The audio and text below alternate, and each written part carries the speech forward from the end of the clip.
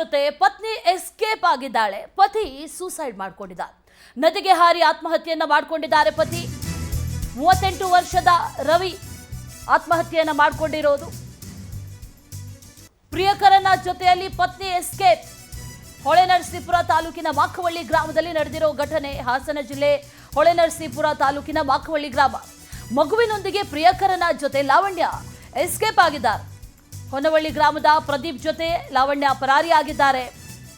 ಇದರಿಂದ ಮನನೊಂದು ಪೊಲೀಸ್ ಠಾಣೆಗೆ ದೂರನ್ನ ಕೂಡ ಕೊಟ್ಟಿದ್ರು ರವಿ.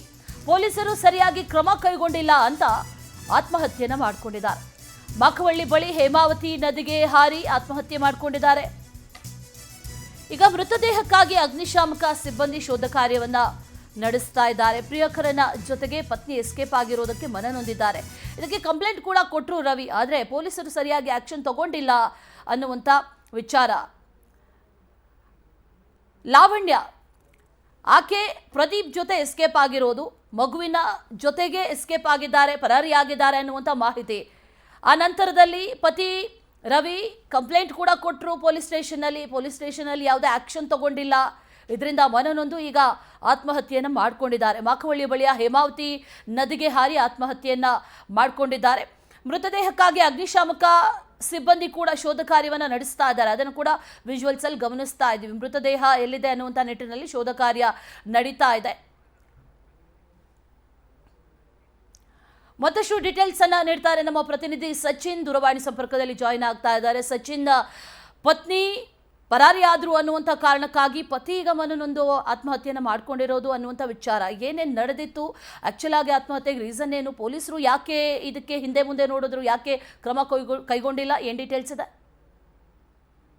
ಖಂಡಿತ ಅಶ್ವಿನಿ, ಹಾಸನ ಜಿಲ್ಲೆ ಒಳಗಾಗಿರೋದ್ರಲ್ಲಿ ಮಾಕವಳ್ಳಿ ಗ್ರಾಮದಲ್ಲಿ ನಡೆದಂತ ಒಂದು ಘಟನೆ ಇದು.